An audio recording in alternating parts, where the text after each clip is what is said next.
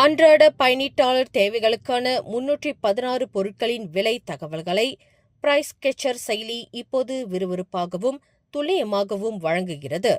October இறுதி வரை நாடு முழுவதும் 590,000க்கும் அதிகமான பயனர்கள் இந்த செயலியை பதிவிறக்கம் செய்துள்ளதாக உள்நாட்டு வணிகம், வாழ்க்கை செலவின அமைச்சர் டத்தோ அர்மிசான் முகமது அலி தெரிவித்தார்.